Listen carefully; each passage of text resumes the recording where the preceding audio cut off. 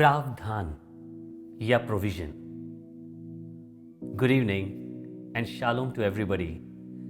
Being renewed के एक और एपिसोड में मैं पास्टर अनीश मसीह आप सबको वेलकम करना चाहता हूं। I really appreciate God the way he is teaching us from his word. मैं खुदावंद का धन्यवाद करना चाहता हूं जिस तरीके से वो मुझे और आपको अपने वचन में से सिखा रहा है।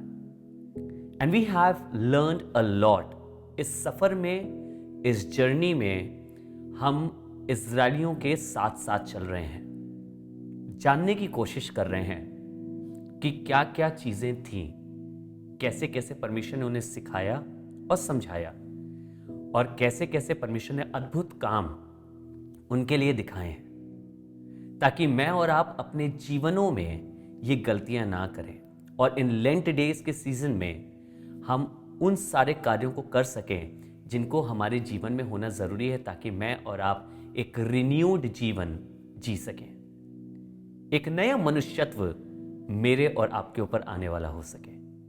और ये खुदा की रूह से, उसके कलाम के द्वारा ही हो सकता है। So once again get ready to listen another amazing word of God. एक और बात जो परमेश्वर ने उस दिन उन्हें दिखाई और जो कराई।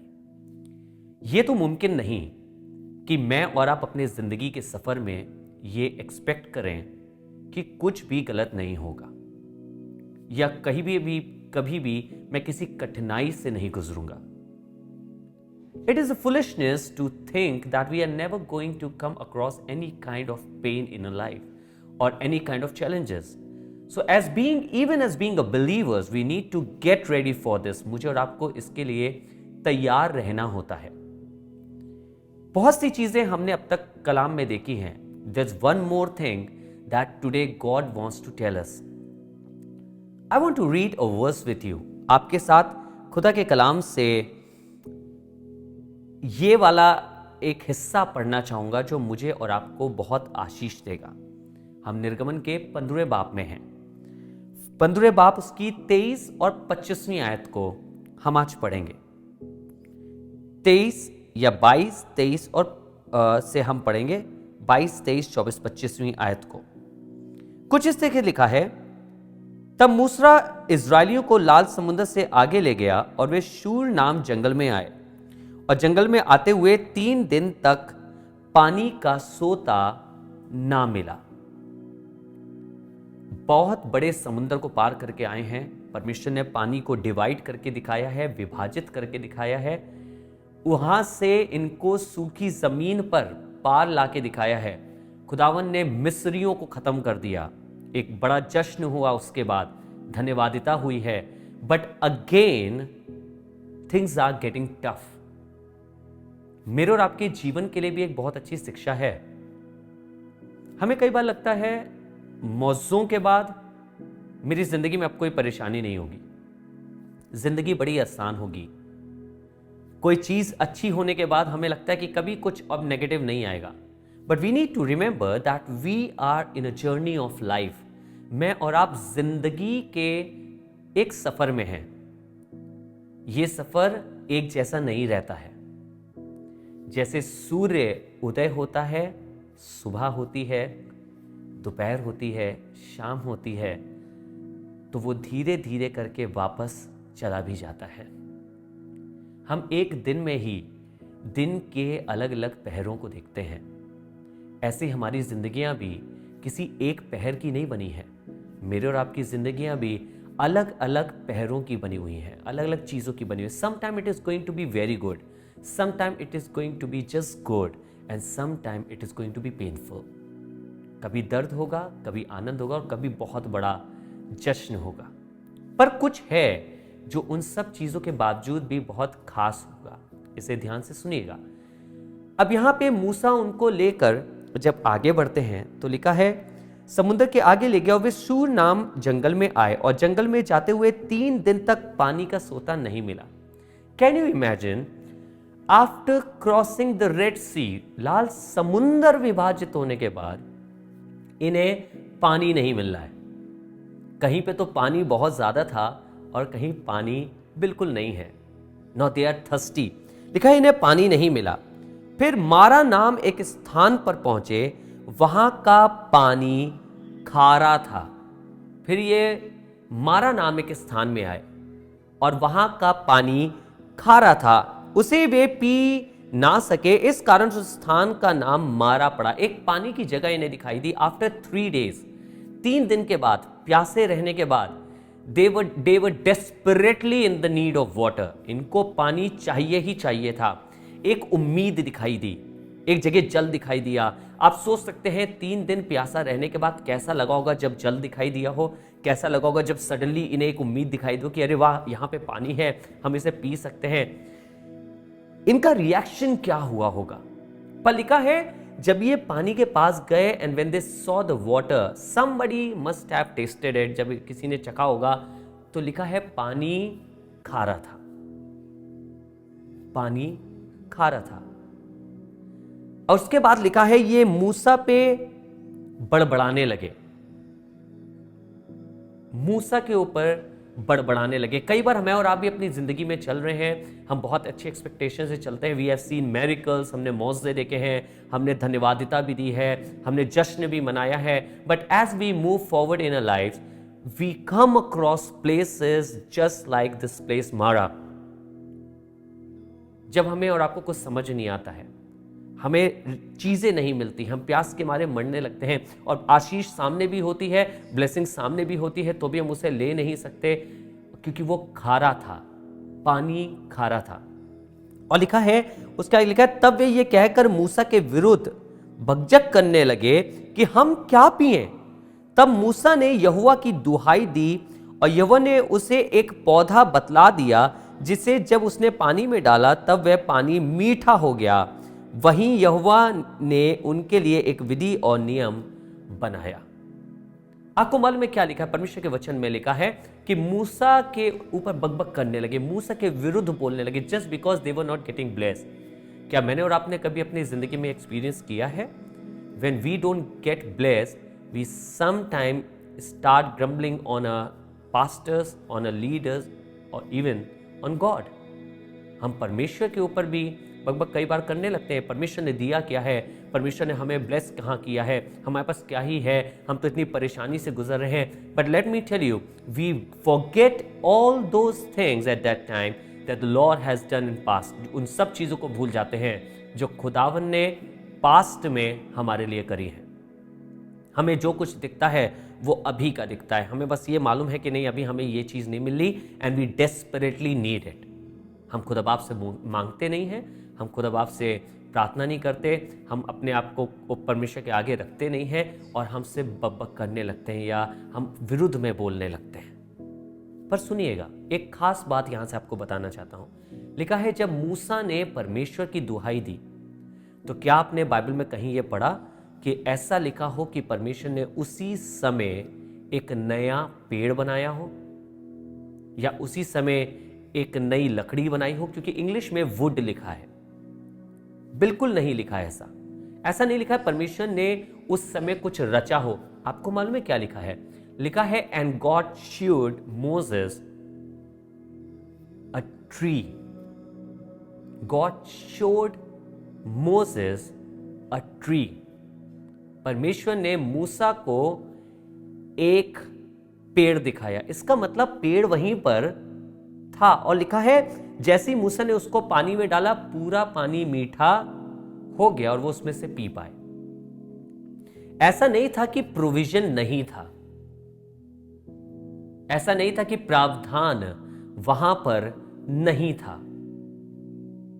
पर सिर्फ एक चीज नहीं थी, वो था परमेश्वर पे ईमान, कि जब परमेश्वर हमें यहां तक लाया है तो उसने हमारे लिए कुछ ना कुछ रखा भी होगा। जिंदगी में मैं और आप अपनी कितनी ऐसी जगहों पे पहुंचते हैं जो मारा की तरह ही होती हैं। जब मैं और आप उसमें जाते हैं तो हम ये भूल जाते हैं कि हमें हमारी जिंदगी में यहां तक लाने वाला खुदावंद है। अगर कोई चैलेंज, अगर कोई मुसीबत, अगर कोई संकट मेरे सामने होगा भी, तो भी आसमान के खुदावंद ने उसके लिए प्रोविजन रखा होगा।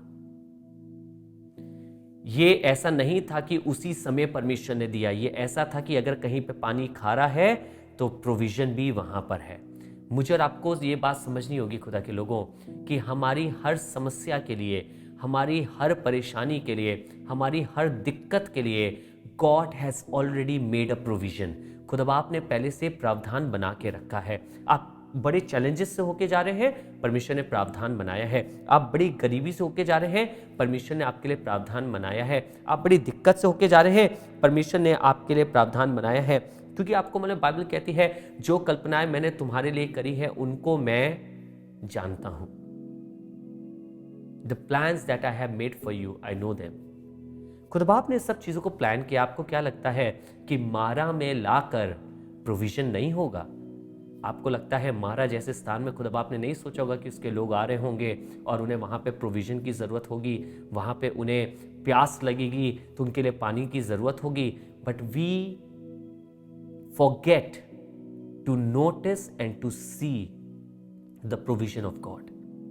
जब बहुत ज़्यादा प्यास होती है ना, तो मैं और आप कई बार खुदावन के प्रोविजंस को देखना नहीं चाहते, हम उनके लिए रुकना ही नहीं चाहते हैं। हमारे मुंह से बकबक या हमारे मुंह से दोष लगाना या हमारे मुंह से बुरी बातें पहले निकलने लगती हैं, और हम ये इस बात के लिए नहीं ठहरते हैं कि अगर यहाँ पे चीज़ खराब है तो मेरे खुदावन ने कुछ प्रोविजन भी रखा होगा ताकि ये चीज़ सही हो जाए। People of God, we don't have to cry all the time. We don't have to complain all the time. We have to trust Lord. We have to trust Him. We have to tell Him, प्रभु हम आप पे विश्वास करते हैं। खुदावन के वचन में लिखा है, आगे जब मैं और आप चलते हैं, फिलिपियों 4 बाब उसकी 19वीं आयत में, Philippians chapter 4 and verse 19, it says like this, और मेरा परमेश्वर भी अपने उस धन के अनुसार जो महिमा सहित मसीह यीशु में है तुम्हारी हर घटी को पूरा करेगा। अब ध्यान से सुनिएगा। I have an answer for you. If you are also going through this kind of problem, if you also find yourself in the state of Mara, if you are also finding yourself where you want something and you are not getting it and you are desperate about it, I want to tell you, there is a provision for you. अगर आप भी अपने आप को मारा के जैसे स्थान में समझते हैं, आप भी ऐसी जगह है जहाँ पे आपको चाहते हैं आपको नहीं मिल रहा है, मैं आपको बताना चाहता हूँ खुदा बाप ने आपके लिए भी एक प्रोविजन रखा है। अब वो प्रोविजन क्या है, ये आयत मुझे और आपको बता रही है। कह रहा है, और मेरा परमेश्वर भी अपने उस धन के अनुसार जो महिमा सहित यीशु मसीह में है, जो महिमा सहित यीशु मसीह में है, तुम्हारी सब घटी को पूरा करेगा। Do you know who is the provision for us? क्या आपको मालूम है मेरे और आपके लिए प्रावधान क्या है? हमारी गरीबी से, हमारी बीमारी से, हमारी संकट से, हमारे दुख से छूटने का प्रावधान क्या है? प्रभु यीशु मसीह। परमेश्वर का सारा धन हमें प्रभु यीशु मसीह में मिलता है। I am not just talking about money, I am talking about everything that you need for your life. If you need peace, you need comfort, you need joy, we can get it in Jesus Christ. हमें प्रभु यीशु मसीह में ये मिल सकता है। लिखा है उसने इन सब चीज़ों को प्रभु यीशु मसीह में रखा है ताकि आपकी घटी पूरी हो सके। मुझे नहीं मालूम, उस दिन उन्हें अपने अंदर पानी की घटी महसूस हो रही थी। दे वॉन्टेड वाटर, बट आज मुझे नहीं मालूम आपके अंदर किस चीज़ की घटी है। आज परमेश्वर से कहिए, परमेश्वर मैं यीशु मसीह की ओर ताक रहा हूँ, मुझे मालूम है वो मेरी सब घटियों को पूरा करेगा, वो मेरे लिए सब कुछ प्रोवाइड करेगा। Jesus is a provider. Jesus वो प्रावधान, या यीशु मसीह वो प्रावधान है जो परमेश्वर ने मेरे और आपके लिए रखा है।